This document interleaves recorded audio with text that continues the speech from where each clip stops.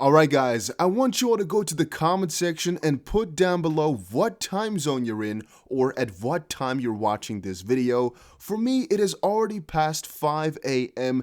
Yes, I'm tired. Yes, it's a crazy day, but I still have some news that I have to cover, so after this, I'll go to bed, I promise, but let's first cover some really important crypto news. Starting it off, exiting Robinhood could create a tax nightmare for crypto users. And having said that, I also must quickly announce that we're giving away $100 worth of crypto if this video can get 1,500 likes within 24 hours. So make sure you press the like button, make sure you are subscribed, and make sure you comment something down below. And also make sure you follow me over on Twitter, guys. We're almost at 8,000 followers, so go check it out, go follow me over there. Alright, so this article here, I've quickly read it, and basically what it's talking about here is that a lot of people right now want to take their money off of Robinhood because it is manipulating the markets and they've halted some trading, right? Which a lot of people do not like, especially since they have a lot of money on there and they might want to buy or sell something, and if that's not allowed, that could just be very annoying. You might want to cancel that platform, basically.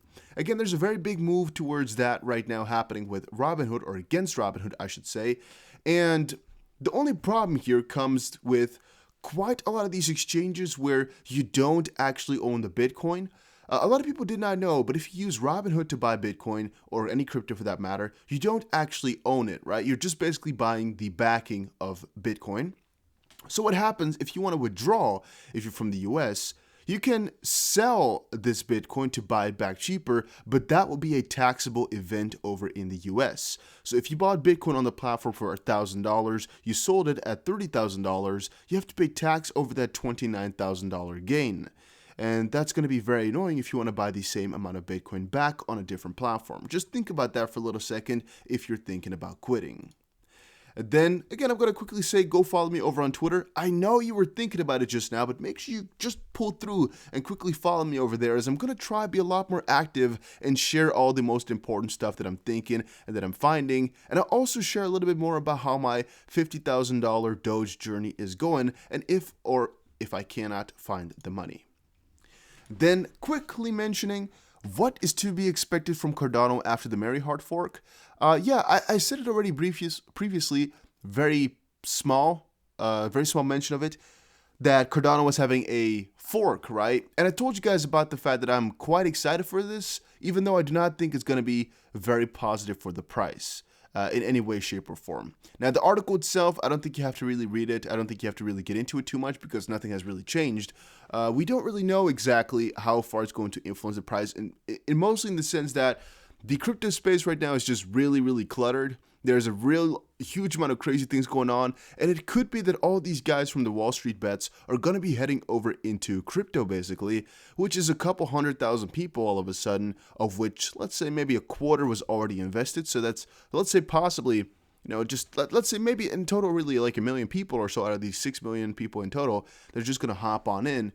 It could really ignite the spark a lot heavier, so making statements surrounding that is really difficult right now. Again, if you not know what I'm talking about here, Wall Street Bets over on Reddit, go check it out, it's going crazy. Then, as you probably already saw, I had a lot of articles open about Ripple, but I didn't really get to talking about them today because of the whole Doge situation. Ripple targets UAE-India corridor with Lulu Exchange Federal Bank partnership. UAE-based Lulu Exchange, this is already shared on Twitter by me as well a little bit earlier. As you can most likely see yesterday, I shared it, or the 26th. Through RippleNet Cloud, Lulu Exchange and Federal Bank are transforming the cross-border payments experience from UAE to India. Read more about the new partnership, and it says right here, we are proud to announce our partnership with Ripple and Federal Bank to enhance real-time payments from UAE to India that are faster and more affordable than ever before. Step into any of our 76 branches in the UAE or call that number to know more. And all I can say is, guys, this stuff is really amazing. Even though this might not be extremely positive for XRP, over a longer term, I think everything that Ripple is doing is specifically good for the world, but also good for XRP in the bigger picture of things, because as Brett Garlinghouse has said before, the first point is to get them to work with RippleNet, and then the second point is to just give them another advantage to work with XRP then. And also, I mean, if this is a partnership, and they get 4 other partnerships, and this one is already a non-XRP one, it means that out of those other 4, one will most likely be XRP, as 20% of everything is most likely XRP related. And I'm also assuming that 1 in 5 or something like that partnerships is also XRP related, which still means 1 a week or so, right? No, I'm not gonna say. Oh, sorry, guys, 1 every 2 weeks or so. Investors in South Korea prefer XRP over Ethereum, says Masari report. XRP is the highest trading volume in South Korea after Bitcoin, where the DeFi market is less popular compared to the Western countries. The Philippines, Japan, and Malaysia are other important markets for XRP in Asia as well. And I kind of wonder, because I do not know, is gambling something normal over in Asia? I mean, is it respected as much?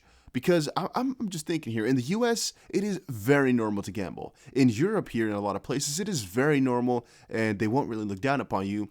If you go to the more, UAE type of parts, gambling is definitely looked down upon. And I'm just thinking maybe it's definitely not because of religion over there, but maybe just culture. Gambling is not that big. Because if you start to think about it, this DeFi realm, a good part of it is gambling. If you were, for example, go for liquidity providing / yield farming, all that, the DeFi, the real core of all this DeFi, a lot of it is gambling. A lot of it is also, I guess, not necessarily anti-government, but against the traditional system, which in Asia, I kind of feel as if they're not really as heavily with that as they are in the West. But again, that's just my opinion on this matter. I'm not, talking facts here. I'm just thinking.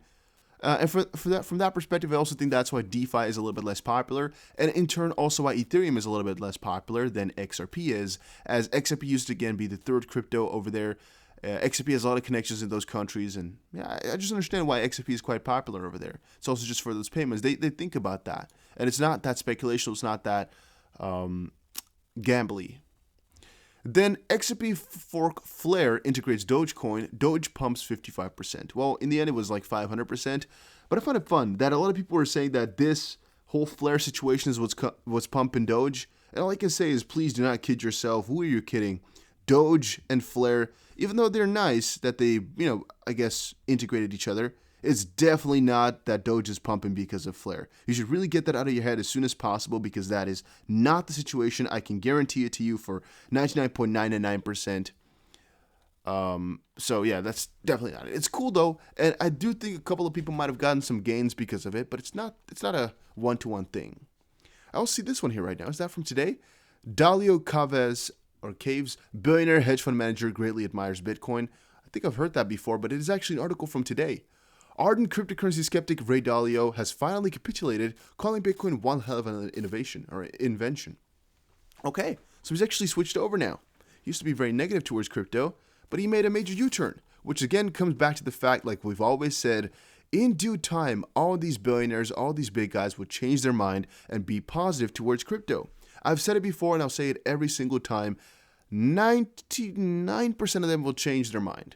If they haven't said anything about it, if they first open their mouth, they might say it's a bubble, but that's okay. That's completely normal. Eventually, however, they'll admire what's happened, and they will have to admit that it's actually really kind of crazy in a positive sense.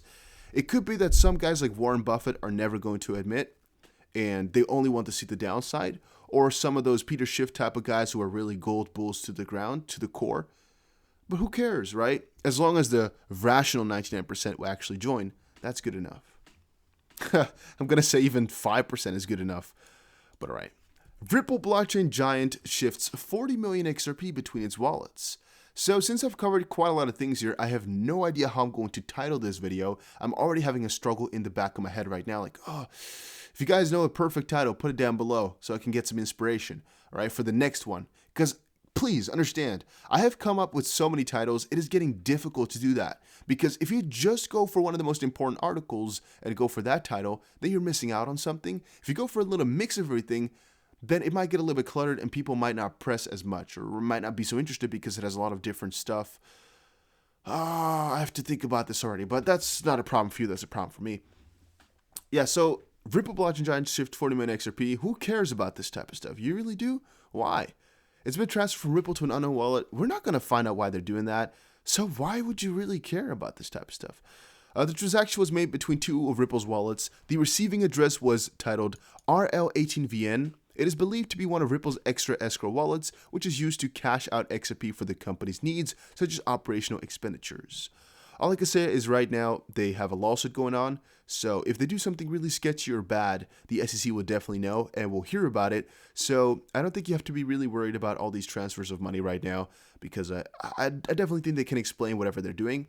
On a different end, you can ask yourself what exactly it is they use this for, in the sense that they're not really showing what the operational expenditures are. And I sometimes dislike that from Ripple, that they do not just come up and say, hey, so this is basically the balance or the profit and loss, right? Or basically what we just use the money for, prospectus, whatever the name is for that. Just like an overview of what exactly they're planning to spend, what exactly the profit that's going to be, and maybe they're doing that internally, okay, but we as XRP investors might want to know, what our foundation is doing. Because even though I know Ripple and XRP are, not really directly the same thing, one part of the SEC statements are true, and that is that Ripple has the most amount of control over the XRP price. Even though you can say it's the investors, well, whatever Ripple does is going to reflect in the XRP price ultimately, even though that, again, might be debated. It's just a thing you can always discuss, but all right. I'm just going to say that Ripple has the most amount of XRP here. They create the use case, and they also are spending it, so it could be a very big downwards pressure. We, as people who also hold XRP, would like to know what this biggest XRP holder or foundation, basically, like any project has, is spending it on, but that's just me. Then, Ripple general manager discloses meetings with banks to issue CBDCs. The CV19 pandemic has accelerated the adoption of Ripple solutions by banking institutions. Ripple is meeting with central banks around the world to discuss CBDC issuance strategies. Nothing new here. Nothing new. Again, this type of stuff people come up with a little bit later. It's always a little bit late to the party whenever this stuff comes around, especially when people make articles about them. And that is because you can read all of this in the pages or posts that Ripple put up, right? The only thing is, well, Ashish Birla from Ripple, SVP of product, I believe, whatever. Is complete thing is, the point is, right, the point that I'm trying to make here, all this stuff is already on Ripple's inside page a couple of days, couple of weeks, couple of months, couple of years ago. It is only when they start to make a video about something, explaining it really thoroughly, even though it is most likely as thorough as all the article already had, is when people start to give it attention, or like, oh, this is really cool, this is really amazing. I've read this, and literally there's no piece here that is new to us. So why hype it up? Why get so excited? Why go so crazy? General manager discloses meeting with banks. We already knew that. Is that something new? Not at all. But I guess that's just a title as well, huh? This one we already covered, but then on a different one. Breaking, Robinhood blocks Dogecoin trading. Dogecoin price soared by more than 150%. I didn't even know that Robinhood also blocked Doge, huh? But I guess that's also why the price did good on a different end. Wall Street bets already in crypto in Doge now. High risk warning, high volatility warning. We won't be able to ban it or pause trading. Too many other exchanges trading it would just cause more problems. Please do exercise extreme caution. Stay safe. His point being, which I really like though from CZ here, be safe with Doge. Don't go too crazy on the buying. Don't go too crazy on the selling. Even though it went up more than double, almost triple from where it was right here, it didn't have to be. It didn't have to necessarily do that. And he is warning for that, and I really, really love something like that. Even though I know it's also for his own personal gain, because a warning like this is, first of all, good for goodwill, and second of all, good for people to really spice him up about Doge being hypey, so they might go trade it now because he said something about it. And then it's also just digging himself in for kind of the liability eventually, where Binance allowed the trading of something so severely, and they might get some lawsuit for that. And he has warned about it in the best way that he could. He most likely did that on Binance too. Thing is, Binance, I've said it before, if they were to stop Doge in this case right now, I would be so ridiculously mad, and I would definitely not involve myself with them at all anymore ever, because I think by doing that, you're manipulating the market so bad, and it would also be very negative for them because they make money off these trades, right? So why would they do that? Then Dalio, we just covered this one. Oh, I already had it open. That's why. I was like, hey, I already saw this one. It's because I already read the freaking article all the way. But it's already been like 7 hours ago since I read it. Maybe that is why. And this one, here's what makes up billionaire Mark Cuban's shitcoin portfolio. Let's quickly check here. Look what I found, the Rollup 2021 collectible. He's basically into the NFTs. I think that's the official way to go for it. This, of course, pushed the prices of Rari, the non-fungible token on the Rarible marketplace. He definitely got his fair share of shitcoins too. The majority of the $1.3 million net worth is actually tied up in the leading lending protocol AVE or AVA. He has supplied $1.17 million to AV2 W Ethereum, $1.60 million, AVE 10K, and DAI $16. As per DBank, Cuban also has 127,000 staked on AVE. Well, okay, pretty cool. He used to also be a crypto negative, right? I think he's also changed up in time here. Whatever, I don't really care what these guys are doing anyway.